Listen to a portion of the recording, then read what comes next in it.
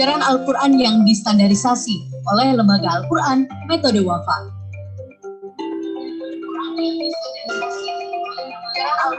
Al-Quran yang distandarisasi juga diajarkan kemandirian agar menjadi pribadi yang siap menghadapi tantangan dan unggul dalam kehidupan. Al-Quran yang distandarisasi juga diajarkan kemandirian dan untuk membiasakan siap menghadapi tantangan. Salah satunya santriwati dibiasakan menghadapi dan teman sama lainnya dan menjadi pribadi yang aktif dan tercipta dari suasana keluargaan yang baik sehingga mewujudkan sebuah Islam yang bersama dan menjadi pribadi yang aktif dan tercipta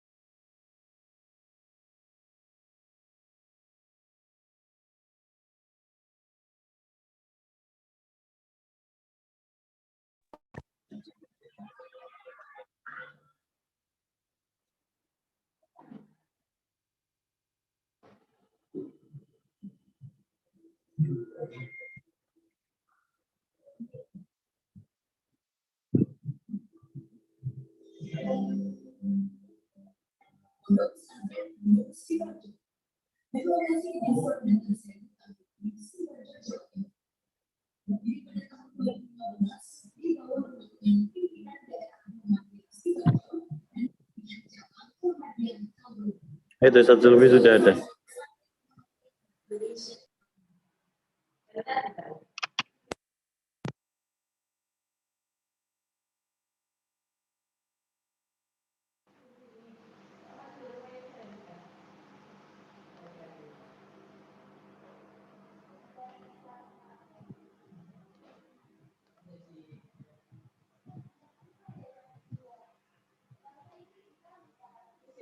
Ya.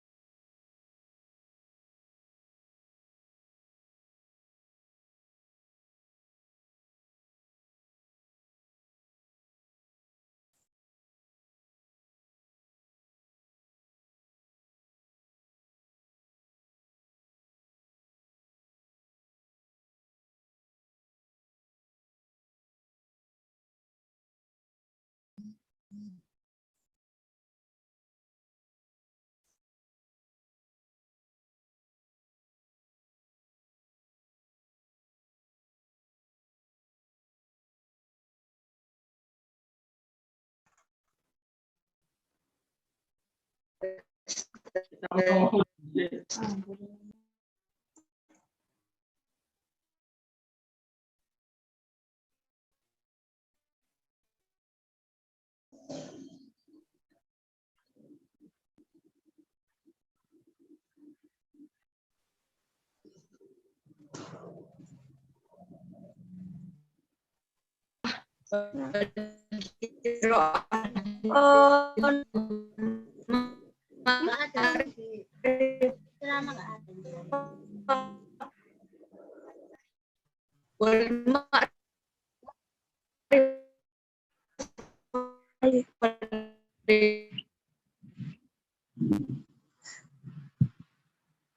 sama lebih bicara iki. Kok ngerti lagi gak ada ceramah ya?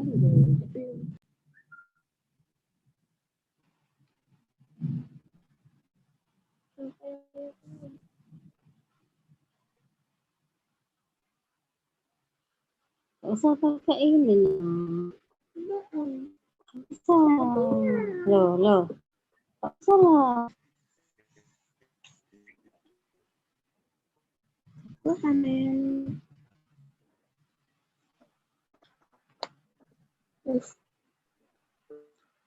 Belum Mbak Dengi? Belum.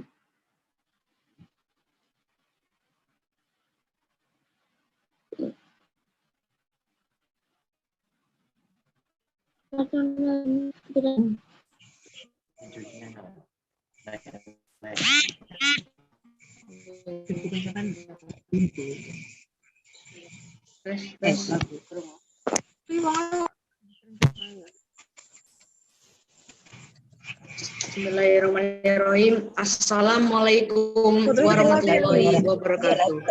Berarti mriko sing anu, mrikoe.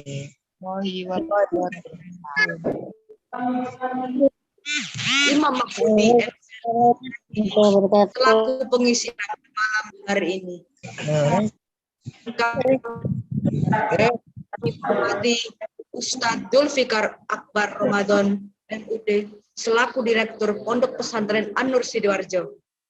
Yang kami hormati Ustadzah Widianti MM selaku Kepala Sekolah SMP Muhammadiyah 9 Boarding School Tanggulangin. Dan yang kami hormati segenap asatidz dan ustadzat Pondok Pesantren An-Nur Sidoarjo dan juga seluruh jamaah kajian Islam Kalam pada malam hari ini. Biasa kami panjatkan kepada Allah yang telah memberi syafaatnya kepada kita semua berupa nikmat sehat, kecukupan rezeki hingga kesenggaran waktu, sehingga kita bisa berkumpul bersama dalam kesempatan hari ini dalam acara Kalam kajian oleh Pondok Pesantren Muhammadiyah An-Nur Sidoarjo. Sosial dan semoga dapat menambah ilmu kita semua. Tak lupa salawat serta salam kita selalu haturkan kepada Nabi Agung kita Muhammad. Saya ucapkan terima kasih kepada Ustadz Imam Mahfudi MPhilI selaku pembicara dan para hadirin semua yang bawa acara pada malam hari ini awal hingga akhir, yaitu sebagai berikut. Yang pertama, pembukaan. Yang kedua, pembacaan ayat suci Al-Quran. Dan yang ketiga, sambutan Pondok Pesantren An-Nur Sidoarjo. Yang keempat, kajian inti. Dan yang kelima, tanya jawab. Dan yang terakhir, penutup. Marilah kita mulai acara pada malam hari ini dengan membaca basmalah. Bismillahirrohmanirrohim. Mudah-mudahan acara dapat berlangsung dengan baik dan membawa keberkahan untuk kita semua. Amin. Acara yang kedua, pembacaan ayat suci Al-Quran dibacakan oleh Ananda Saif Habibullah Amin. Kelas 7 Santriwan Ponpes An-Nur Sidoarjo. Kepadanya kami persilahkan.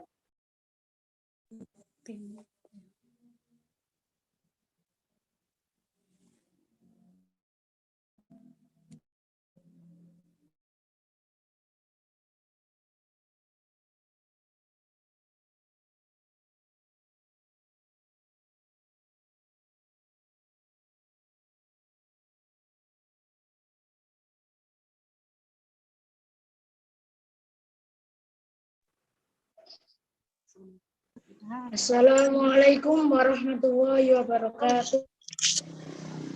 Maru. Abang kita. Ya itu mah. A'udzu billahi minasy syaithanir rajim. Bismillahirrahmanirrahim. Laili idza yaghsha wan nahari idza tajalla wa ma khalaqadz dzakara wal unsa inna sya'yakum lasyatta fa amma man a'ta wattaqa wa saddaqa bil husna fasanuyassiruhu lil yusra wa amma man bakhila wastagna wa kadzdzaba bil husna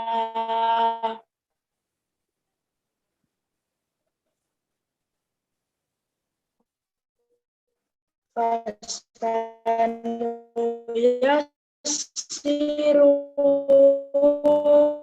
lil usra wa ma yughni anhu maluhu idza tarda alal akhirata wal ula fa andartukum naran talaqqa la yaslaha illal ashqa alladzi kadzdzaba wa tawalla wa sayujannabuhal atqa alladzi yu'ti malahu yatazakka wa ma li ahadin indahu min ni'matin tujza illa ibtigha'a wajhi rabbil a'la wala sawfa yarda. Shadaqallahul adzim. Wassalamualaikum warahmatullahi wabarakatuh.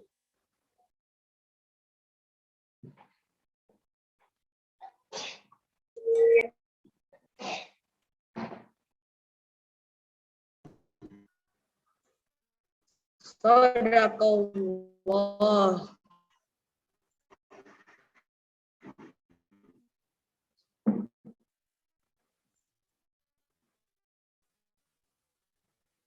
Sadaqallahul adzim. Maha benar Allah dengan segala keagungannya. Pesantren An Sidoarjo yang akan membaikan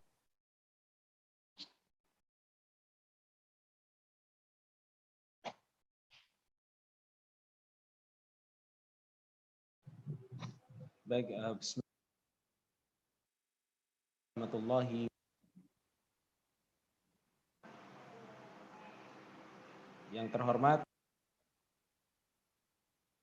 Badan Pembina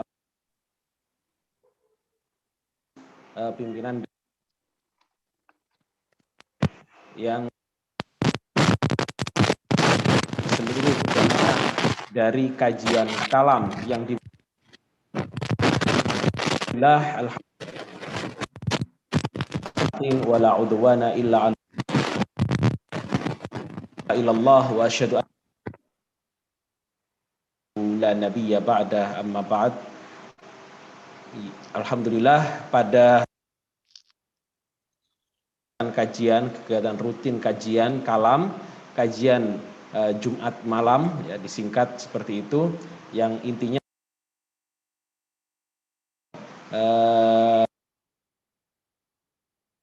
dari Pondok Pesantren An-Nur Sidoarjo.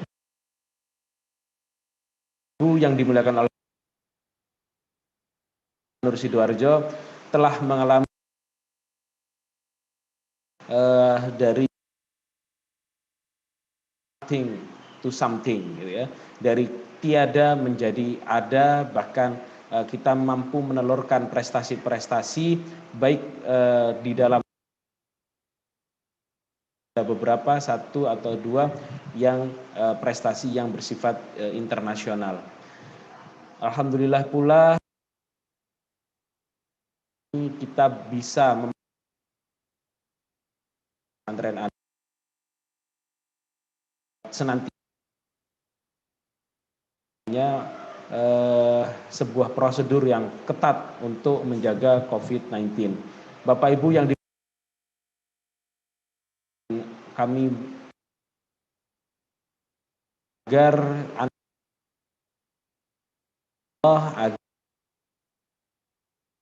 pesantren yang mampu memberikan warna bagi kehidupan agama Islam, juga kepada Ustadz Imam Mahfud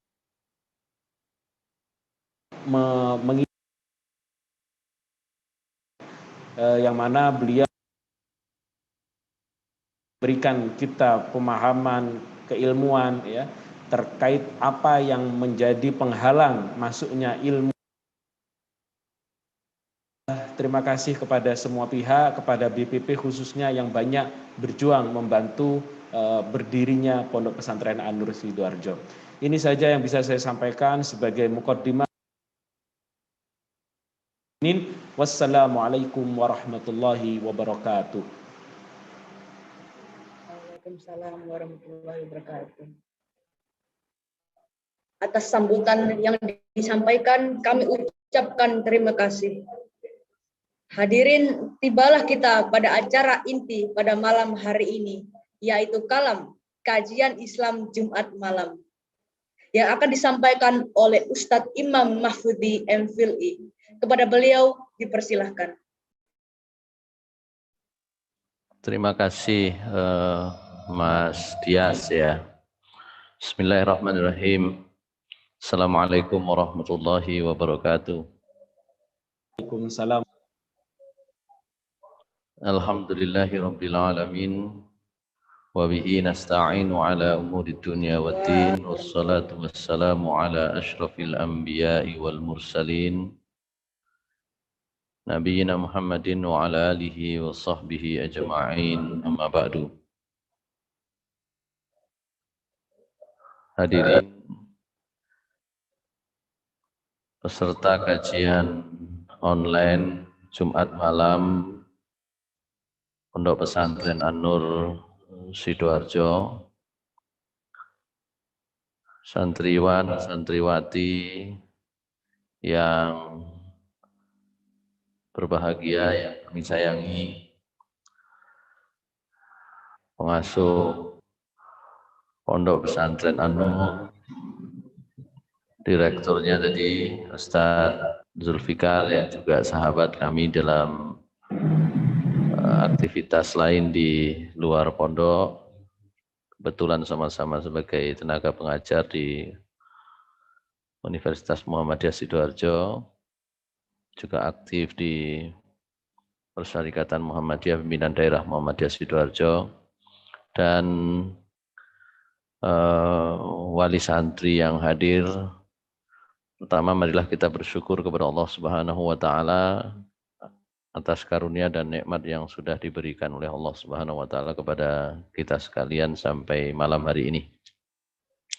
Yang kedua, salawat serta salam mudah-mudahan tetap tercurah kepada Nabi Muhammad SAW, kepada keluarga beliau dan sahabat-sahabat beliau serta orang-orang yang mengikuti jalan Rasulullah SAW hatta yaumil qiyamah.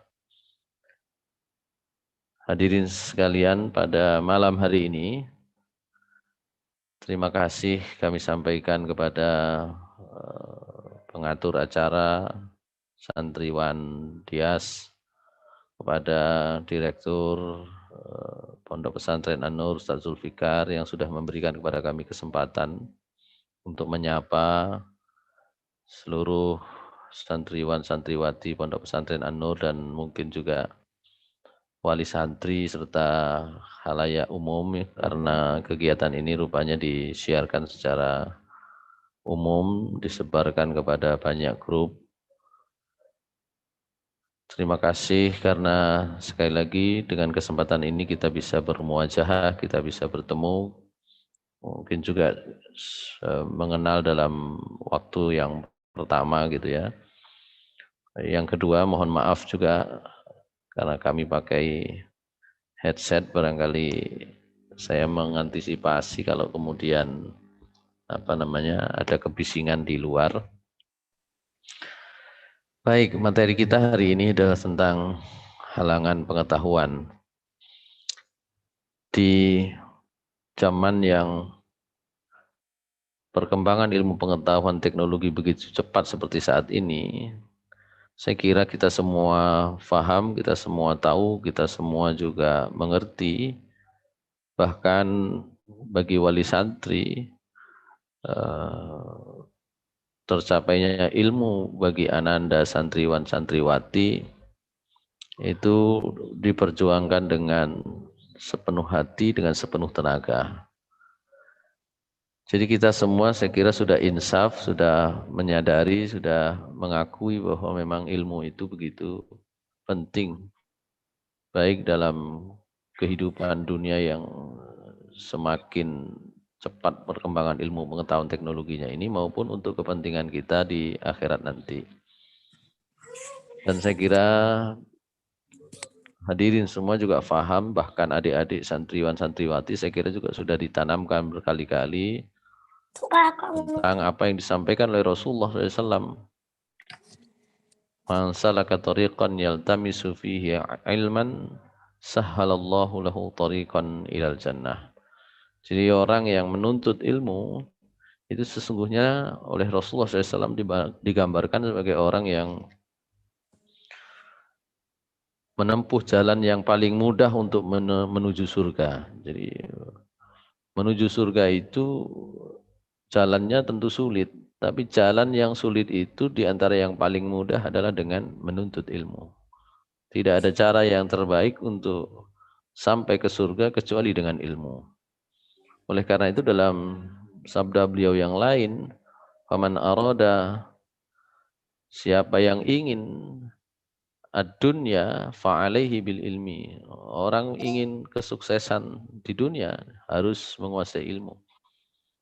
Dan orang yang menginginkan akhirat juga harus menempuhnya dengan ilmu. Wa man arada al-akhirah fa'alaihi bil ilmi. Bahkan kalau mau dua-duanya, ya dua-duanya harus ditempuh jalan ilmu itu. Karena itu Allah Subhanahu wa taala dalam surah Al-Hujurat dalam surah Al-Mujadilah ayat 11 itu sudah menyatakan dalam ayat yang panjang. A'udzubillahi minasyaitonirrajim. Bismillahirrahmanirrahim. Ya ayyuhalladzina amanu idza qila lakum tafassahu fil majalisi fafsahu yafsahillahu lakum wa idza qila ansuzu fanshuzu yarfa'illahu alladhina amanu minkum walladhina utul ilma darajat. Wallahu bima ta'maluna khabir. Jadi Allah Subhanahu wa taala menegaskan untuk menggambarkan pentingnya ilmu. Allah kemudian di awal ayat ini memerintahkan supaya orang itu mau memberi tempat kepada yang lain. Bahkan ketika tempat itu sudah penuh. Bahkan kalau tidak bisa bergeser untuk memberi tempat kepada orang lain dalam rangka mencari ilmu, menuntut ilmu, sama-sama memperoleh ilmu, bila perlu harus saling berdiri gitu ya. Nah, mungkin adik-adik yang suka nonton bola kalau pernah datang ke stadion, kalau penuh gitu ya, begitu besarnya animo penonton untuk melihat pertandingan, kalau penuh berdesak-desakan, orang akan berdiri. Supaya apa? Supaya cukup tempat itu. Kalau duduk tentu memerlukan ruang yang lebih luas. Karena kalau duduk yang kita tempati tentu saja berbeda dengan kalau kita berdiri. Itu demikian. Allah SWT sudah menggambarkan, wahai orang yang beriman, jika dikatakan kepada kalian, berlapang-lapanglah kalian di dalam majlis, ya. Jadi kalau ada dalam satu majlis, tentu saja majlis ilmu yang dimaksud. Itu silahkan geser, beri tempat kepada orang lain. Karena itu tumbuhlah selain perguruan tinggi, selain sekolah-sekolah, lembaga pendidikan yang sudah dibentuk oleh pemerintah, Persyarikatan Muhammadiyah ingin memberikan kesempatan ini kepada seluas-luasnya masyarakat untuk mendapatkan ilmu, untuk menjadi majelis ilmu lembaga pendidikan itu. Dan bahkan kalau dengan berlapang-lapang, dengan bergeser itu nggak bisa, silakan. Bahkan wa idza qila lakum wa idza qila anshuzu fanshuzu. Kalau mau berdiri silakan berdiri. Kenapa? Karena Allah itu akan berjanji mengangkat derajat baik orang-orang yang beriman dan orang-orang yang berilmu itu beberapa derajat. Jadi yang diberikan derajat yang lebih, dalam ayat yang lain Allah menyatakan Allah yang mengangkat derajat sebagian kita di antara sebagian yang lain, berarti dengan apa? Dengan dua. Satu dengan ilmu, dua dengan iman. Satu dengan iman, dua dengan ilmu. Kalau mau dikaitkan dalam kehidupan kita sehari-hari, ilmu itu untuk kehidupan dunia, ya, iman itu untuk kehidupan akhirat. Kalau mau disederhanakan, maksud saya beda dengan apa yang disampaikan oleh Rasulullah SAW tadi itu. Tapi kalau menginginkan dua-duanya di dunia dan di akhirat, orang juga harus punya iman dan punya ilmu. Saya kira ini sesuatu yang sudah dipahami secara umum ya dalam masyarakat kita. Pentingnya ilmu banyak sekali diungkap dalam Al-Quran, bahkan kata ilmu itu di dalam Al-Quran dan derivasinya, kosakata lain yang berasal dari kata ilmu dalam Al-Quran, ada yang sudah meneliti terdapat lebih dari 700 kali. Lafaz ini ditunjukkan di dalam Al-Quran, diulang-ulang menunjukkan betapa pentingnya, betapa strategisnya ilmu pengetahuan itu bagi manusia untuk kesuksesan mereka hidup di dunia maupun di akhirat. Hadirin sekalian yang mulia Allah Subhanahu wa taala, tapi persoalannya adalah tidak mudah kita untuk memperoleh pengetahuan dan menerapkannya dalam kehidupan sehari-hari sekaligus memberikan manfaat langsung kepada kehidupan kita. Rasulullah SAW itu sampai mengajarkan satu doa yang menunjukkan bahwa ilmu itu tidak hanya harus dicapai, harus diraih, tapi juga raihan ilmu pengetahuan itu juga harus mendatangkan manfaat bagi hidup kita. Tentu saja manfaat di dunia maupun di akhirat. Ya, sehingga doanya juga begitu.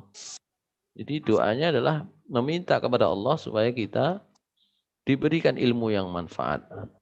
Ya, dan demikian pula agar manfaat itu terus berada dalam ilmu yang kita miliki. Hadirin sekalian yang dimuliakan Allah Subhanahu wa taala. Kalau kita buka sejarah Islam, kita akan mengetahui bahwa fase perkembangan Islam, umat Islam maksudnya, dalam sejarah keberadaannya sejak 1400 tahun yang lalu sampai sekarang itu mengalami naik turun.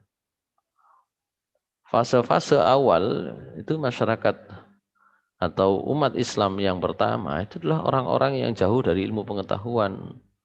Oleh karena itu Allah mengatakan dalam surah Al-Jumu'ah, ya, barangkali sering kita baca, "Walladzi ba'atsa fil ummiyina rasulan minhum yaslu 'alaihim ayatihi wa yuzakkihim wa yu'allimuhumul kitaba wal hikmah wa in kanu min qablu lafi dhalalin mubin." Jadi Rasulullah SAW diutus pada masyarakat yang ummi. Ya tentu saja makna ummi itu nanti luas. Jadi kalau sekarang orang yang berilmu itu disebut orang yang memiliki literasi. Orang yang ummi tentu saja sebaliknya. Ya, orang yang miskin literasi, miskin bacaan, miskin pengetahuan. Tentu saja nanti kita akan ketemu dengan tingkatan-tingkatan pengetahuan ya. Mungkin dalam tingkat tertentu masyarakat Arab adalah orang-orang yang pengetahuannya tinggi. Tapi secara umum masyarakat Arab itu memang jauh tertinggal dibanding bangsa-bangsa lain di sekitar mereka seperti Romawi dan Persia saat itu. Oleh karena itu layaklah Allah menyatakan bahwa Rasulullah SAW diutus di kalangan masyarakat yang ummi. Tapi ternyata tidak lama setelah Islam itu dianut, dipeluk, dilaksanakan dengan komitmen yang kuat oleh umat Islam pada masa Rasulullah SAW dan pada masa Khulafaur Rasyidin, terjadi percepatan perkembangan ilmu pengetahuan di tengah-tengah masyarakat Arab yang waktu itu sudah Islam. Sehingga jadilah masyarakat Islam, umat Islam ya, pada saat itu mengalami kemajuan ilmu pengetahuan yang cukup pesat. Tapi kemudian tentu saja watilkal ayyamu nudawiluha bainan nas. Allah Subhanahu wa taala memang ingin mempergilirkan kepada umat manusia itu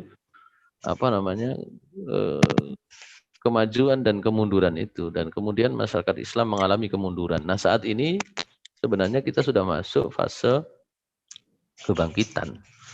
Kita ingin meraih ilmu pengetahuan dengan mengejar ketertinggalan dari bangsa-bangsa lain, negara-negara lain. Negara-negara superpower adidaya, Eropa, Amerika, termasuk saat ini Cina. Kita ingin kejar itu semua. Tapi kenapa kok susah? Itu persoalannya. Apa hambatannya? Apa halangan hambatannya?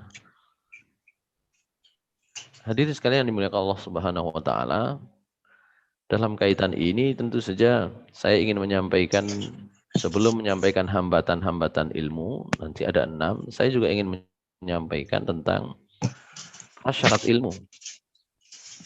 Halangan ilmu itu akan kita bahas kalau kita sudah mempersiapkan dengan baik untuk meraih ilmu itu. Kalau kita belum mempersiapkan dengan baik bagaimana meraih ilmu, nggak usah ngomong halangan. Ya, itu bukan halangan dari luar, itu muncul hambatan dalam diri kita. Maka saya penting untuk menyampaikan 2 buah syair yang populer di pesantren-pesantren, di pondok-pondok ya. 2 buah syair. Syair yang pertama yang menunjukkan bahwa apa itu prasyarat ilmu. Ya. Ada yang menyatakan syair ini dari sahabat Ali bin Abi Thalib, tapi saya melihatnya ini adalah syair dari Imam Syafi'i. Apa kata beliau dalam sebuah syair? Akhi lan tanalal ilma illa bisittah, illa bisittatin sa'umbika an tafsiliha bibayani. Jadi kata beliau, saudaraku, kamu tidak akan bisa mendapatkan ilmu. Kita tidak akan bisa meraih, mendapatkan, mencapai, memiliki ilmu illa bisittah, kecuali dengan 6 prasyarat. Harus ada 6 hal yang harus dilakukan. Harus ada 6 yang diupayakan. Sa'umbi ka antafsiliha bibayani. Saya akan memberikan kepada kalian penjelasannya dengan rinci 6 hal itu. Apa 6 hal rinci itu? 6 hal rinci itu yang pertama adalah zakaun. Saya baca dulu saja. Zakaun wa hirsun wa ijtihadun wa bulghatun wa suhbatu ustadzin wa tulu zamani. Itu ya kalau didendangkan dalam bentuk syair ya. Yang pertama apa itu? Zakaun, kecerdasan. Yang kedua apa itu? Hirsun. Yang ketiga apa? Ijtihadun. Yang keempat apa? Bulghatun. Yang kelima sohbatu ustadzin. Yang keenam tulu zamanin. Hadirin sekalian yang dimuliakan Allah Subhanahu wa taala, saya kira ini penting saya sampaikan khususnya bagi santriwan santriwati Pondok Pesantren An-Nur dan mereka yang saat ini ya baru memulai mencari ilmu kan gitu ya. Kalau bagi mereka yang sudah lama mencari ilmu tahu pentingnya, memang tidak bisa tidak ilmu itu harus terus diupayakan, digali, diusahakan.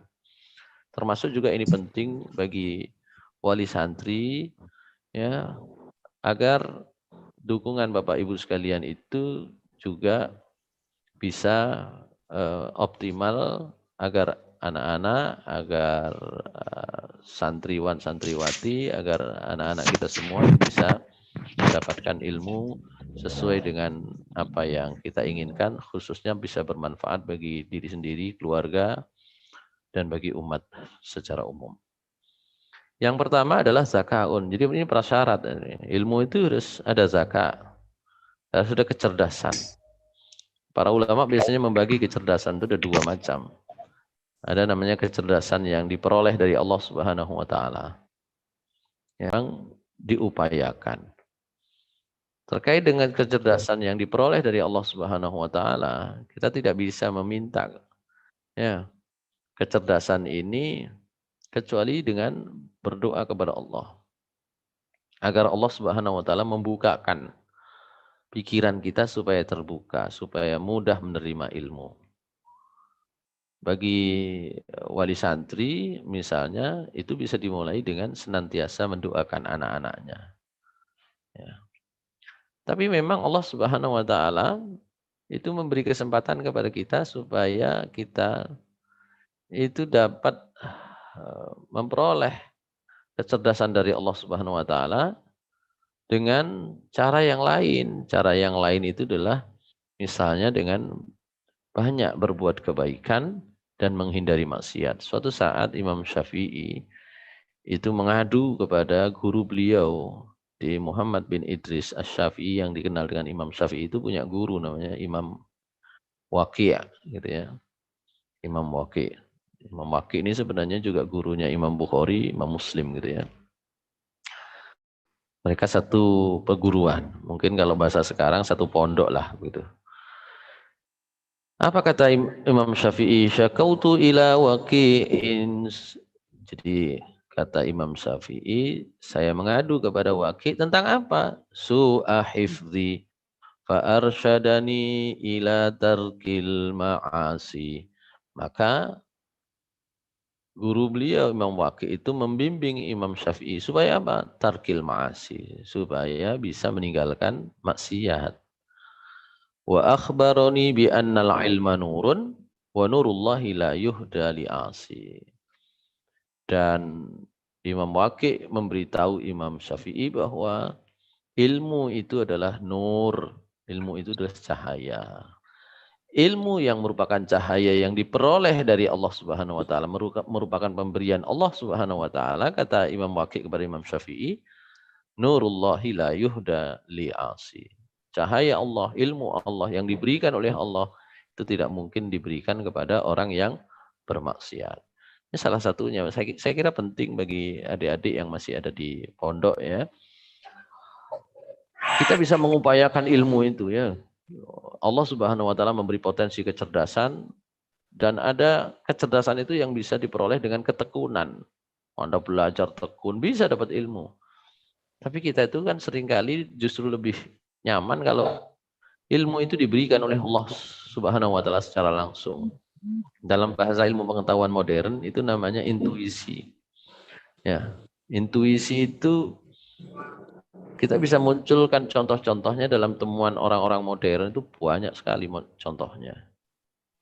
Ya, tentang teori gravitasi itu sebagian menyatakan itu nemu itu, yang punya itu nemu. Ide tiba-tiba menemukan teori gravitasi itu nemu. Itu dalam bahasa ilmu pengetahuan itu disebut intuisi. Tapi dalam bahasa agama, hal-hal yang semacam itu adalah pemberian dari Allah Subhanahu wa taala. Ada orang yang mendapatkan sesuatu itu dari upaya yang keras, kemudian muncul intuisi, tapi ilmu-ilmu para nabi itu adalah pemberian Allah Subhanahu wa taala. Ilmu-ilmu Allah yang diberikan kepada orang-orang soleh itu adalah pemberian langsung dari Allah.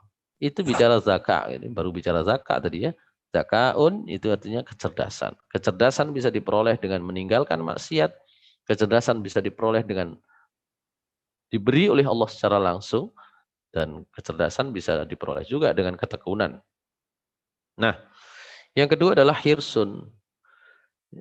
Jadi kalau zakat itu enggak terpenuhi, ya itu juga susah. Maka Ada orang yang hanya bisa kuliah itu sampai S1, ada yang sampai S2, ada yang sampai S3, ada yang sampai profesor. Itu menunjukkan tingkat kecerdasannya berbeda-beda. Nah, yang kedua adalah hirsun. Hirsun itu kesungguhan, upaya, ya, giat gitu ya. Motivasi yang besar. Cari ilmu itu harus motivasi. Kadang-kadang adik-adik itu kalau satu saat mengalami problem, itu hilang motivasinya. Gurunya nggak enak ngajarnya, hilang motivasinya. Nah, motivasi itu harus tetap tumbuh. Ya, ilmu itu bisa lewat siapa saja. Kadang-kadang bahkan kalau misalnya ada keterbatasan guru, ada keterbatasan ustadz, justru itu menjadi peluang bagi adik-adik untuk belajar, ya, membaca lebih banyak, nah, gitu ya. Kalau mau penasaran kan gitu ya. Masalahnya kan kita itu kadang-kadang karena motivasi itu turun, hilanglah rasa penasaran kita. Jadi motivasi yang tinggi itu penting. Beberapa kasus itu sering kita ketahui ada anak yang di usia SD itu dia pintar sekali. Tapi kemudian SMP tiba-tiba seperti kehilangan kelebihannya. Ya, dulu dia pintar, kehilangan kepintarannya. Salah satunya bisa jadi karena motivasi. Menjaga motivasi itu penting. Yang ketiga adalah ijtihadun. Juga begitu. Motivasi dibarengi dengan sungguh-sungguh. Ya, motivasi besar, tapi ternyata prakteknya nggak sungguh-sungguh, ya Pak, sama saja. Nah, yang keempat, bulghatun. Biasa dimaknai dengan uang, ada dana, ada biaya. Jadi mendapatkan ilmu itu memang butuh biaya. Ustaz Zulfikar bisa sampai jadi direktur begitu ya. Saya kira untuk proses belajarnya butuh biaya yang besar. Gitu ya. Bagi pengambil kebijakan, mengembangkan sekolah yang bagus itu, pesantren yang bagus itu memang berarti harus butuh biaya yang besar. Nggak mungkin nanti sekolah itu punya capaian pengetahuan yang baik kalau tidak didukung dengan biaya. Jadi ini merupakan prasyarat yang disampaikan dan berlaku kepada siapa saja. Kepada wali santri, sadarlah bahwa memang biaya yang besar itu dibutuhkan untuk pencapaian ilmu pengetahuan yang lebih baik. Gitu ya. Yang kelima adalah sohbatu ustadzin. Sekarang itu kan banyak orang yang belajar tanpa guru, pakai Mbah Google gitu ya. Browsing. Itu saya kira membahayakan. Ya, tetap harus ada namanya guru itu. Khususnya kalau itu ilmu agama, ilmu Al-Quran, ilmu tentang hadis-hadis Nabi yang dipelajari di pondok pesantren itu harus ada gurunya. Saya masih ingat kisah nyata salah satu ilmuwan kita namanya Ibnu Sina. Ya. Ibnu Sina itu menjadi dokter dan sudah praktek umum itu di usia 16 tahun. Pakar kedokteran. Tapi beliau sampai menyampaikan bahwa saya tidak butuh guru untuk semua ilmu pengetahuan saya kecuali Al-Quran dan hadis Nabi. Jadi khususnya Al-Quran dan hadis Nabi itu harus ada gurunya. Kalau nggak gitu nanti bisa menyesatkan. Ya secara umum kita membutuhkan guru untuk semua disiplin ilmu pengetahuan kita. Tapi kadang-kadang memang ada orang yang bisa mendapatkan ilmu dengan pengalaman langsung. Tapi lebih-lebih tentang Al-Quran dan Sunnah Rasulullah SAW, maka mempelajarinya harus dengan guru. Yang terakhir adalah tulu zamanin. Harus panjang waktunya. Jadi mencari ilmu, menuntut ilmu, menggapai ilmu itu tidak bisa sebentar, nggak bisa instan. Nah, sekarang tuh ada upaya kan untuk mendapatkan ilmu itu secepat mungkin. Saya kira itu tidak akan mendapatkan hasil yang maksimal. Hasil yang maksimal adalah konsistensi dalam waktu yang panjang. Nah, baik, itu prasyarat namanya. Ini harus dipenuhi dulu untuk bisa mencapai ilmu pengetahuan. Kalau ini 6 hal ini nggak ada, susah kita mendapatkan ilmu. Jadi ini namanya prasyarat.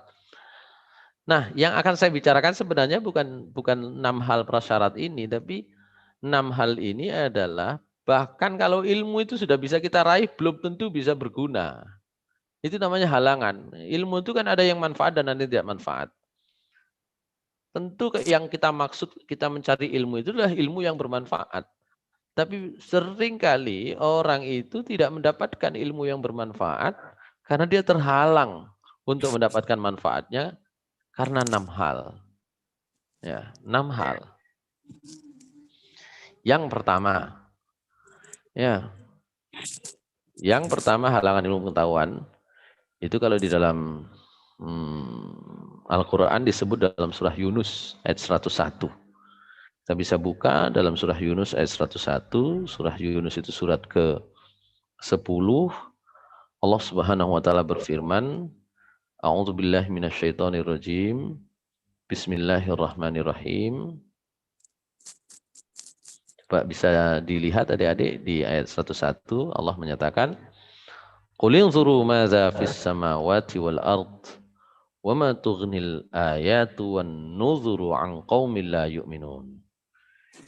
Jadi yang pertama itu bisa disebut memiliki keyakinan terhadap ilmu. Ya.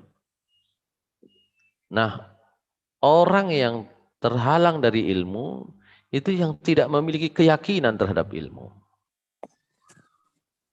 Saya ambil contoh sederhana, adik-adik yang sudah ada di level sekolah menengah ya, di pondok level sekolah menengah mungkin belum bisa merasakan, atau mungkin rasanya masih bisa merasakan, sudah bisa merasakan tapi sedikit. Tapi nanti bagi kita yang sudah dewasa, yang sudah selesai SMA bahkan sudah kuliah, itu tahu bahwa dari sekian puluh ya mata pelajaran ilmu pengetahuan yang kita baca, yang kita pelajari, itu hanya sedikit saja yang kita percaya. Ada sebagian orang yang hanya percaya bahasa Inggris. Kenapa kok begitu? Yang lain-lainnya itu gak dipercaya. Aku gak iso naiki, nggak saya pakai gitu ya. Jadi sejak awal dia nggak bisa pakai. Ya, maka pasti meskipun ilmu itu diberikan kepada seseorang, ya sekolah 6 tahun SD, ya matematika setiap hari dikasih tugas karena dia sudah sejak awal itu tidak punya feel yang baik ya terhadap mata pelajaran itu. Dia lebih percaya kepada yang lain. Aku senang bahasa Indonesia, gitu ya misalnya. Maka apa? Bertahun-tahun pun meskipun sudah dibiayai, meskipun sudah setiap hari datang, meskipun setiap hari didampingi guru, itu susah masuknya. Nggak bisa itu. Itu yang disebut halangan pengetahuan. Orang nggak punya kepercayaan. Orang nggak punya keyakinan terhadap ilmu. Mohon maaf. Ini bisa kita contohkan dalam banyak sekali kehidupan kita. Jadi meskipun kita ya diberi satu pengetahuan, tapi sejak awal kita tidak yakin, ya tetap nggak berjalan itu. Kita terhalang dari pengetahuan itu. Allah mengatakan, katakanlah Muhammad, perhatikanlah, lihatlah apa yang ada di langit, apa yang ada di bumi. Yang semua itu adalah menunjukkan tanda-tanda kebesaran Allah. Tapi kata Allah, wa ma tughnil ayatu wan nuzru an qaumil la yu'minun. Meskipun sudah ditunjukkan kebesaran Allah yang banyak begitu ya. Kita itu sudah ditunjukkan kebesaran Allah dengan Covid ini, ditunjukkan kebesaran Allah dengan berbagai macam bencana. Tapi kalau orang itu tidak yakin, tidak percaya kepada Allah itu enggak akan dianggap. Gitu ya. Enggak akan dianggap. Sebenarnya Allah Subhanahu wa taala dengan pandemi semacam ini, dengan musibah bencana yang bergantian, itu sebenarnya ingin menunjukkan, ini loh saya yang kuasa, ya, maka beribadahlah kepada saya, tunduklah kalian kepada saya. Itu manusia itu disapa oleh Allah dengan ayat-ayatnya yang semacam itu. Tapi karena sejak awal tidak yakin kepada Allah, maka itu enggak ada gunanya. Ya tadi sama seperti tadi itu. Ya, adik-adik yang sejak awal itu ilfil dengan matematika misalnya, ya sudah, sejak awal ya nggak bisa dia. Meskipun setiap hari disapa sama gurunya, setiap hari dibelikan buku, dibiayai, dibelikan kalkulator bila perlu. Sejak awal ilfil, nggak punya kepercayaan. Jadi kepercayaan itu penting sekali. Orang yang percaya tentang sesuatu, termasuk tentang satu disiplin ilmu, apalagi beberapa disiplin ilmu, dan kemudian dengan kepercayaan itu dia berjalan untuk meraihnya, dia akan dapat. Mohon maaf, saya punya seorang teman ya. Teman itu percaya sekali bahwa dia harus belajar bahasa. Gitu ya. Dia tidak bisa mempercayai yang lain-lain karena dia merasa nggak pantas gitu ya. Tapi dalam bidang bahasa dia percaya sekali. Dia belajar sendiri otodidak. Nggak ada yang ngajari dia belajar bahasa Jepang. Nggak ada yang ngajari dia belajar bahasa Inggris. Ya nggak malu-malu dia karena dengan percayanya itu dia sapa orang asing ya yang kurang lebih menurut pandangan dia bisa dia adalah orang asing dengan berbahasa Inggris. Orang ketemu orang yang kira-kira berbahasa Jepang dia sapa juga. Akhirnya dengan itulah dia bisa memiliki bisnis karena dia punya koneksi, karena dia bisa bergaul dengan orang-orang sukses.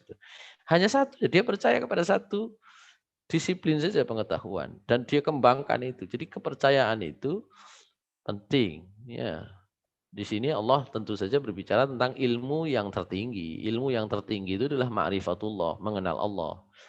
Jadi segala ilmu itu sebenarnya di mata Allah tidak ada gunanya apabila tidak bisa mengantarkan seseorang mengenal Allah Subhanahu wa taala. Tapi dari ayat ini kita juga bisa mengambil pelajaran bahwa kepercayaan, keyakinan yang kuat tentang satu disiplin ilmu, apalagi tentang beberapa disiplin ilmu, itu akan membuat orang bisa sampai pada pengetahuan yang benar gitu ya. Kalau enggak, dia akan terhalang. Itu yang pertama. Yang kedua adalah halangan pengetahuan itu adalah taklid, ikut-ikutan. Taklid, ya, imitation, ya, itu halangan pengetahuan.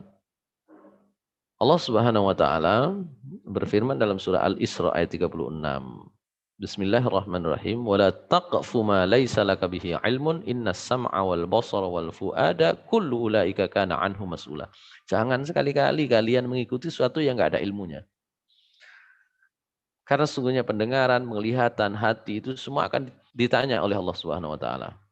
Saya ambil gambaran ya. Suatu saat, ini pengalaman saya ya, pengalaman pribadi ya. Suatu saat saya membeli spare part kendaraan. Ya, saya tidak mau ngomong bentuk spare part-nya ya. Mungkin ada yang tidak paham. Saya katakan spare part kendaraan, spare part sepeda motor. Waktu itu saya masih kuliah. Saya beli spare part sepeda motor. Kemudian ditawarkan oleh penjualnya yang asli atau yang imitasi. Selisih harganya jauh. Ya, maka saya pilih imitasi saja, gitu ya. Imitasi. Oke. Saya lihat bentuknya sama, spesifikasinya sama, warnanya sama, volumenya besarnya sama, semua sama, dimensinya sama. Kemudian sudah saya beli, saya bawa pulang, saya pasangkan oleh montir sepeda motor, oleh tukang sepeda motor itu dipasang. Ternyata dipasang itu langsung tidak bisa dipakai karena rusak.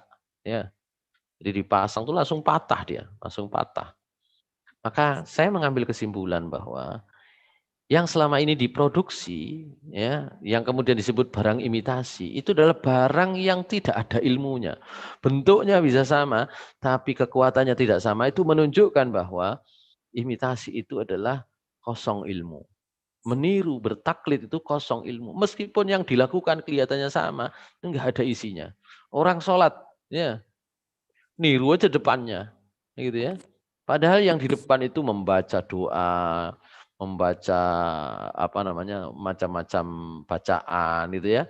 Karena yang dia ikuti adalah gerakannya saja. Mungkin juga seperti anak-anak ya, nirukan kok ini bibirnya ibu saya, bibirnya ayah saya ini kok bergerak-gerak ya, dia gerak-gerakkan ya mulutnya itu. Tapi itu peniruan, itu enggak ada ilmunya. Jadi meniru itu belum sampai pada ilmu. Kita kan sering diajari kalau di kampus itu ya, untuk bisa menjadi sebuah karya sendiri, ada tahap yang harus dicapai setelah meniru. Meniru itu tahap awal, Tapi kalau hanya berhenti dengan meniru, kita belum dapat ilmu, belum punya ilmu gitu. Maka jangan merasa sudah selesai kalau sudah bisa meniru. Itu belum menunjukkan ilmu sama sekali. Di negara kita itu kan usaha-usaha imitasi, peniruan, plagiasi itu kan banyak. Nah, itu menunjukkan bahwa rendahnya ilmu pengetahuan kita. Jadi nggak sampai ilmu itu. Allah melarang keras itu dalam surah Al-Isra ayat 36. Itu yang kedua, halangannya adalah imitasi. Halangannya adalah taklid bahasa Arabnya. Ya. Atau dalam bahasa kampusnya itu plagiasi. Baik, yang ketiga, kita masuk geser yang ketiga.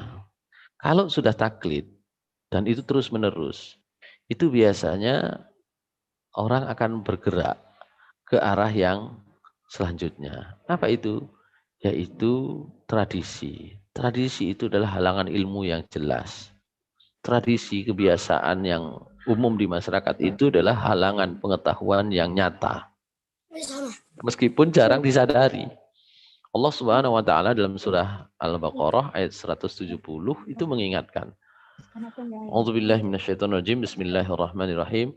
Wa idza qila lahum ittabi'u ma anzalallahu qalu bal nattabi'u ma alfaina 'alaihi aba'ana. Awalau kana aba'uhum la ya'qiluna syai'aw wa la yahtadun. Orang yang biasa niru, bebek, norok buntek katanya. Orang yang biasa plagiasi, orang yang biasa imitasi, itu akan mengikuti budaya yang ada, apa saja sudah diikuti saja. Nah, itu lebih sulit lagi dia keluar dari jeratan halangan ilmu pengetahuan. Allah Subhanahu wa taala menyatakan, dan jika dikatakan kepada banyak orang, kepada orang-orang kafir, ikutilah apa yang diturunkan oleh Allah Subhanahu wa taala. Orang akan mengatakan, sudahlah biasa kami sudah mengikuti orang tua kami seperti ini. Umumnya begini. Karena itu, ini biasa disebut dengan pendapat mainstream. Pendapat mainstream itu belum tentu membawa kepada ilmu. Justru bisa jadi itu menjerumuskan kita kepada kebodohan. Saya ambil contoh. Saya itu hampir setiap tahun itu selalu mengajukan pertanyaan yang sama kepada mahasiswa di kelas. Saya ngajar sejak tahun 2005 sampai sekarang mungkin ada lebih dari 100 kelas yang pernah saya ajar.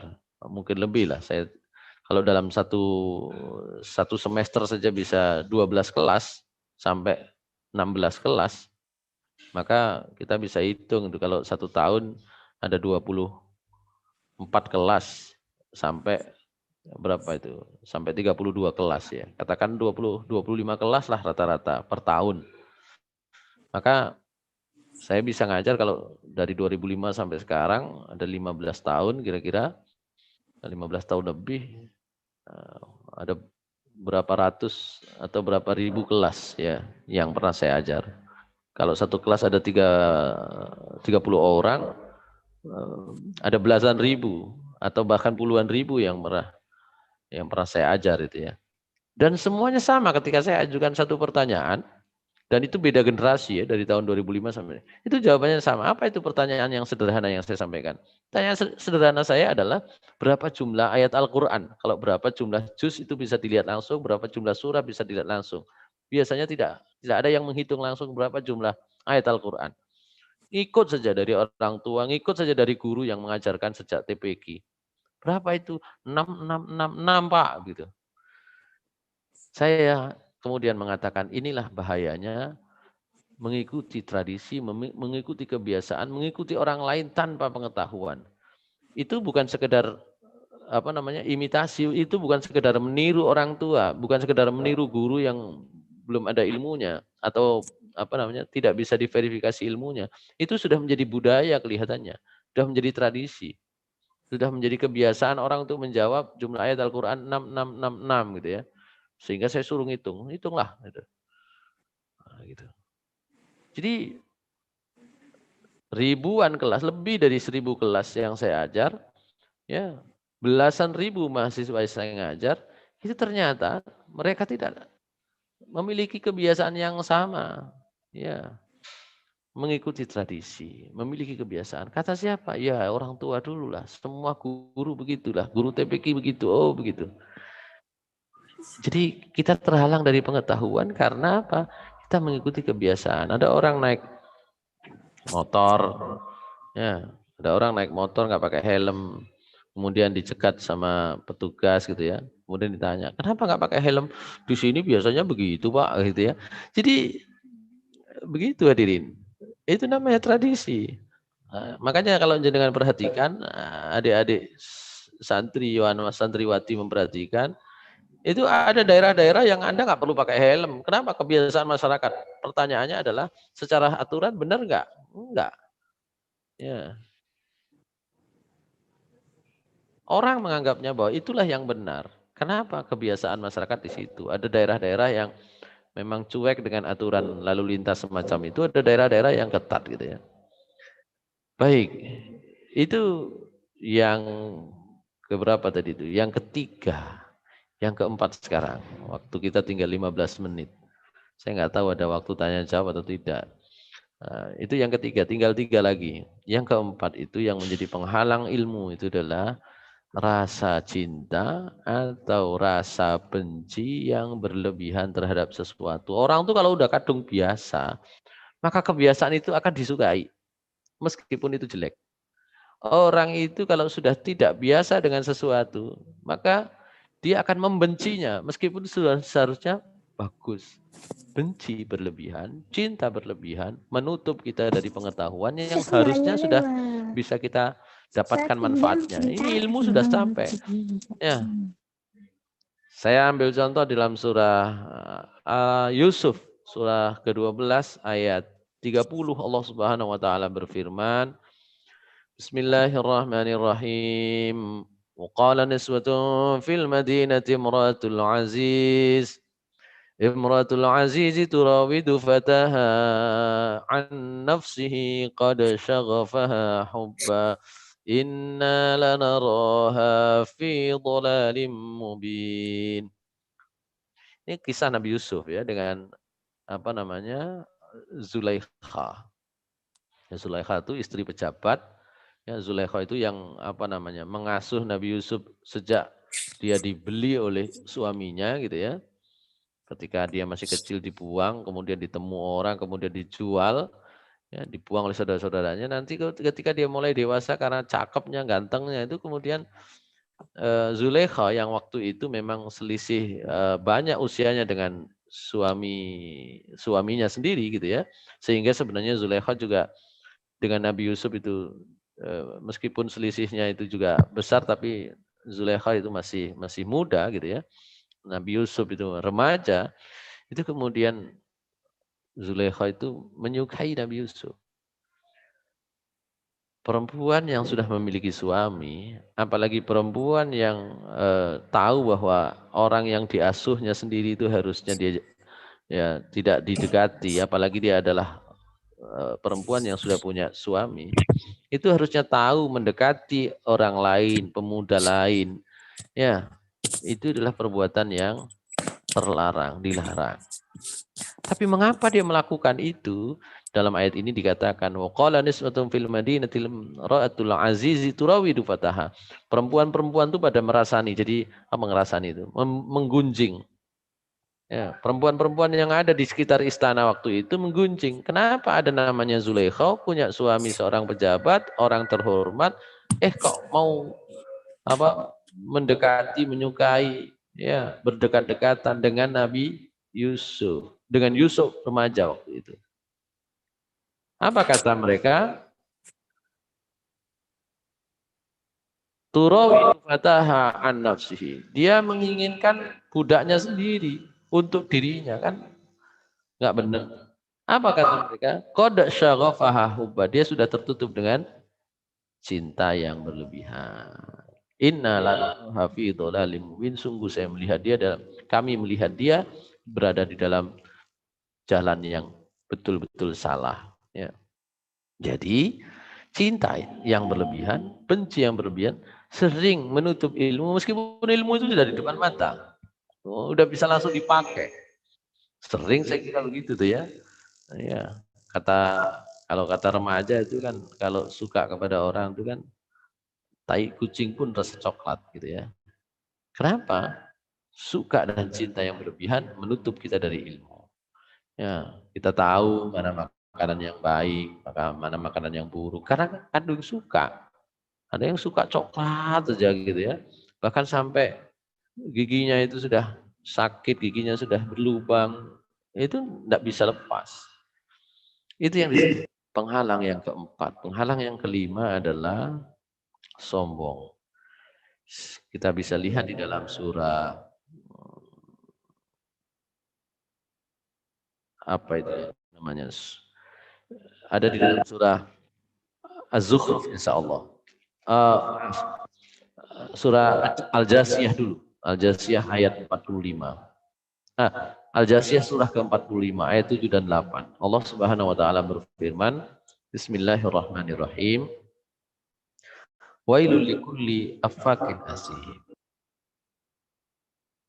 Celaka kata Allah bagi orang-orang yang sombong dan banyak berbuat dosa. Kenapa? Kata ayatillahi tutla alaihi thumma yusirru mustakbiran ka'allam yasma'ha fabashshirhu bi'adzabin alim. Orang itu sudah diperdengarkan kepadanya ayat-ayat Allah, dibacakan ayat-ayat Allah. Oh, kok tetap saja dia berbuat dosa. Kenapa? Mustakbiran, sombong. Karena itu Imam Al-Ghazali menyatakan orang semacam ini adalah jenis orang yang terburuk dari 4 macam orang dalam hubungannya dengan ilmu. Imam Al-Ghazali kan menyatakan ada 4 macam orang dalam hubungannya dengan ilmu. Yang pertama, rajulun yadri wa yadri annahu la yadri, annahu yadri. Ada orang yang ngerti dan dia paham kalau dirinya ngerti. Itu orang yang terbaik. Ada orang yang bermasalah. Apa itu? Rajulun yadri wa la yadri annahu yadri. Ada orang yang ngerti tapi dia itu tidak ngerti atau pura-pura tidak ngerti kalau dia itu ngerti. Dan yang ketiga adalah orang yang baik meskipun dia kurang ilmunya. Yo rajulun la yadri wa yadri annahu la yadri. Adalah orang yang tidak ngerti, tidak paham, kurang ilmu, tapi dia memahami dirinya kurang ilmu, tidak paham, sehingga nanti orang ini bisa berbuat menuntut ilmu lebih banyak. Tapi ada orang yang terburuk itu yang berbahaya. Apa itu? Rajulun la yadri wa la yadri annahu la yadri. Ada orang yang nggak paham tapi dirinya nggak paham kalau dirinya itu nggak paham. Itu orang sombong tuh begitu. Dia tidak paham kalau dirinya itu nggak paham. Tuh ciri orang sombong tuh. Bahaya tuh. Jadi sombong itu menutup kita dari pengetahuan. Dikasih tahu ya. Dia masih lewat saja kan gitu ya. Kalau sudah mentradisi hal yang salah, kalau sudah dicintai hal yang salah. Jadi yang pertama kan sebuah ilmu tidak diikuti, salahlah dia. Nggak punya keyakinan mengikuti, salah dia. Yang kedua, akhirnya dia mengikuti orang lain sekedar ikut saja, salah dia. Yang salah yang kedua. Salah tingkat 3 adalah halangan tingkat 3 adalah menjadi kebiasaan, kesalahan menjadi kebiasaan, kebodohan menjadi kebiasaan. Tingkat yang lebih tinggi adalah sudah salah, sudah kebodohan itu disukai, dicintai. Maka yang kelima itu akan melahirkan kesombongan. Orang seperti itu sombong tuh. Kalau sombong, maka lebih sulit dia keluar dari jeratan halangan ilmu. Sering kita itu saya kira mengalami situasi seperti itu. Ada ceramah. Wah, ceramah dari ini dari golongan X. Belum didengarkan ceramahnya sudah. Karena dia nggak suka langsung dimatikan. Padahal kalau dia mau mengikuti sebenarnya banyak sekali kebenaran dan ilmu yang bisa dia dapat. Begitu. Atau bahkan dia dengarin tapi sama sekali nggak dipakai. Ya. Karena itu tadi, karena sudah sombong, dia merasa lebih baik. Yang terakhir adalah halangan ilmu pengetahuan yang terakhir adalah paradoks ilmu. Jadi kalau sudah muncul kesombongan, maka orang akan mengalami paradoks ilmu. Jadi yang benar jadi salah, yang salah jadi benar. Allah Subhanahu wa taala misalnya berfirman dalam surah Az-Zukhruf ayat 36-37, khususnya ayat 37 yang saya baca. Az-Zukhruf itu surah ke-43. Kalau Al-Jasiyah tadi surah ke-45. Az-Zukhruf ayat surah ke-43 ayat 37, Allah Subhanahu wa taala berfirman, Bismillahirrahmanirrahim. Wa innahum la yasuddunahum 'anis sabili wa yahsabuna annahum muhtadun. Ada orang ya, ketika pikirannya sudah dibalik oleh setan, disertai setan, maka nilai itu akan berbalik. Ya. Mereka adalah orang-orang yang dipalingkan dari ilmu, dipalingkan dari kebenaran, dipalingkan dari jalan yang benar, tapi mereka meyakini, menduga, mengira mereka berada di dalam petunjuk. Orang-orang munafik di dalam surah Al-Baqarah, ya, awal-awal surah Al-Baqarah digambarkan oleh Allah Subhanahu wa taala seperti itu. Ya. Wa idza qila lahum la tufsidu fil ardi qalu innama nahnu muslihun. Orang-orang munafik itu kalau dikasih tahu, jangan kalian merusak, mereka bicara. Mereka mengatakan, enggak, kita berbuat baik. Jadi nilainya sudah berubah. Nilainya sudah berbalik. Dari yang seharusnya benar diyakini sebagai kebenaran, menjadi yang benar diyakini sebagai kesalahan. Begitu sebaliknya. Terhalanglah dia dari ilmu. Dan ini menjadi keadaan yang paling sulit, halangan yang paling berat. Kalau sudah berbalik begini, susah kita. Suatu saat pernah barangkali ibu-ibu wali santri barangkali pernah membaca, mungkin kalau adik-adik santri masih belum waktu itu ya, ada berita di Bali itu akan diadakan acara Miss World atau Miss Universe gitu ya. Orang kemudian memprotes, Indonesia, negara Asia, negara yang menjunjung tinggi nilai timur, nilai agama, kok kita mau menyelenggarakan kegiatan pemilihan ratu cantik gitu ya. Yang di situ orang itu nggak pakai pakaian, yang ditonjolkan fisik dan sebagainya. Ternyata panitia menjawabnya enak. Enggak, kita bukan ingin menurunkan moral masyarakat dengan kegiatan ini. Kita ingin mengenalkan dunia, mengenalkan Indonesia kepada dunia. Begitu. Jadi terbalik itu. Nilai itu terbalik. Ya, yang benar itu yang dilihat adalah salah, yang salah itu dianggap sebagai kebenaran. Hadirin sekalian yang Allah Subhanahu wa taala, ini saya kira sebuah materi yang cukup panjang, mudah-mudahan bisa dicerna satu persatu. Jadi ada namanya prasyarat ilmu, ada namanya halangan ilmu. Prasyarat ilmu ya tadi itu harus kita itu menyediakan kecerdasan kita, diasah sesuai dengan keterampilan kita. Itu harus. Orang yang tidak cerdas secara bahasa jangan dipaksa, karena berarti kita mengurangi kesempatan kita mendapat ilmu. Kan gitu. Sebaliknya juga gitu. Orang yang tidak cerdas ilmu-ilmu eksakta jangan dipaksa, karena mengetahui ilmu, meraih ilmu itu membutuhkan modal kecerdasan. Yang kedua adalah ada motivasi yang besar. Yang ketiga adalah kesungguhan di dalam meraih. Yang keempat adalah biaya yang besar. Yang kelima adalah pendampingan dari guru. Yang keenam adalah waktu yang cukup, waktu yang terus-menerus. Itu prasyarat. Tapi itu pun kalau sudah dipenuhi, kita harus tahu namanya halangan ilmu tadi itu. Jangan nggak yakin terhadap ilmu yang diberikan. Jangan sampai kemudian ikut-ikutan. Terus apalagi ikut kebiasaan budaya. Ya. Kemudian janganlah cinta berlebihan kepada sesuatu atau benci berlebihan kepada sesuatu sehingga itu menghalangi kita dari ilmu. Yang kelima adalah janganlah kita sombong. Yang keenam adalah janganlah kita itu ketika sudah sombong memang itu akan mengalami, jangan sampai kita mengalami situasi yang keenam, yaitu paradoks ilmu. Ya, yang benar kita anggap salah, yang salah kita anggap benar. Mudah-mudahan bermanfaat, khususnya bagi diri kami pribadi. Sekali lagi terima kasih kepada hadirin semua, kepada Ustadz Zulfikar dan kepada pembawa acara atas waktu yang diberikan. Assalamualaikum warahmatullahi wabarakatuh. Waalaikumsalam warahmatullahi wabarakatuh.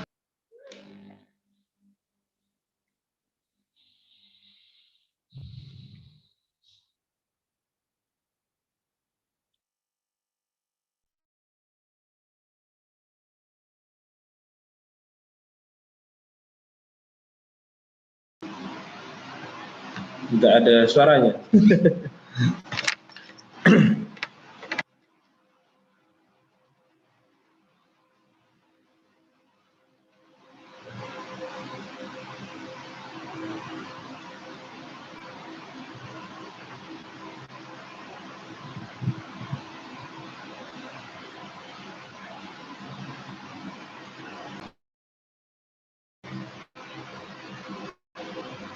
Silahkan Mas Harel.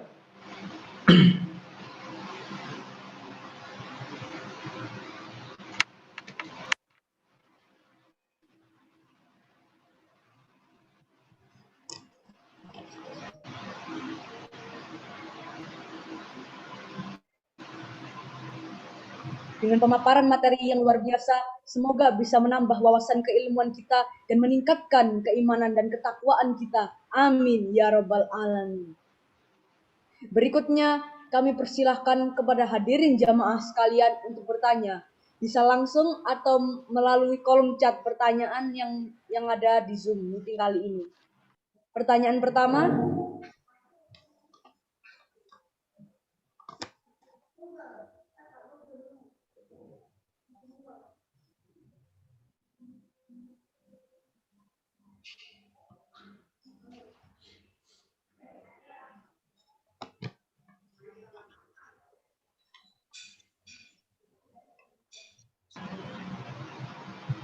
Sepertinya tidak ada pertanyaan, Mas Harel.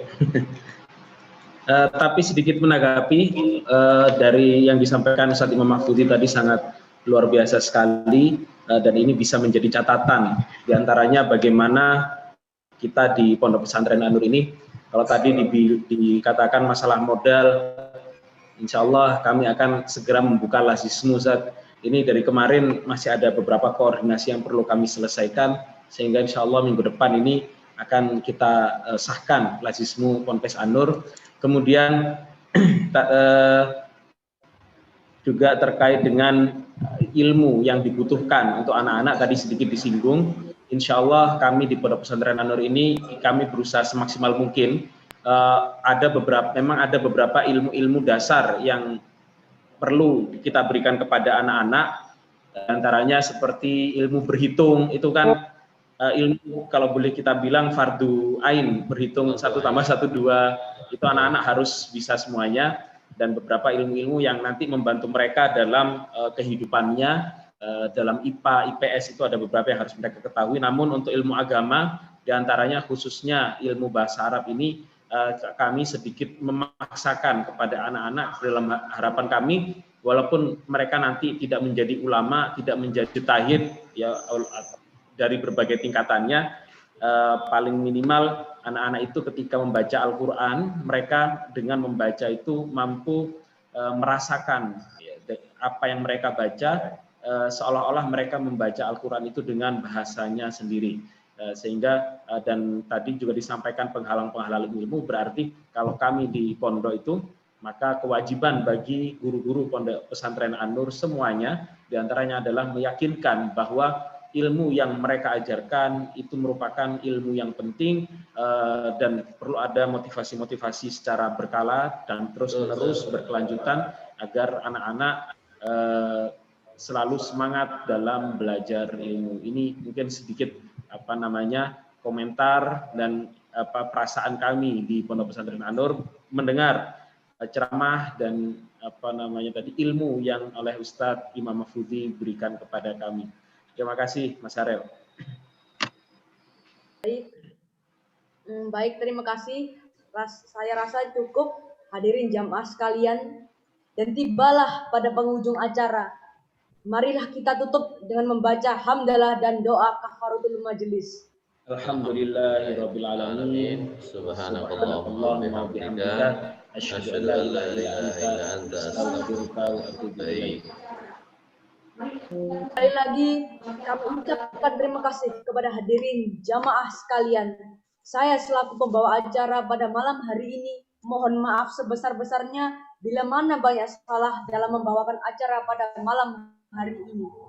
Sekedar informasi, tayangan ini live di YouTube Ponpes An-Nur Sidoarjo TV, dan dimohon jamaah sekalian mendaftar di link yang sudah kami sediakan karena nanti akan dibuatkan grup WhatsApp di mana dalamnya kami akan share ilmu-ilmu berkaitan dengan akidah, muamalah, hadis-hadis pilihan, dan fikih kontemporer. Dan akan dipandu langsung oleh Ustadz Zulfikar Akbar Ramadan dan juga Ustadz Irfandi Amiruddin selaku Ustadz di Pondok Pesantren Alumni Universitas Madinah. Dan tiada kata yang lebih indah yang bisa terucap melainkan doa. Semoga kita semua dalam lingkungan Allah Subhanahu wa taala. Amin amin ya rabbal alamin. Nun wal qalami wa ma yasturun, nurun ala nur, yahdillahu li nurihi ma yasha. Wassalamualaikum warahmatullahi wabarakatuh. Waalaikumsalam warahmatullahi wabarakatuh.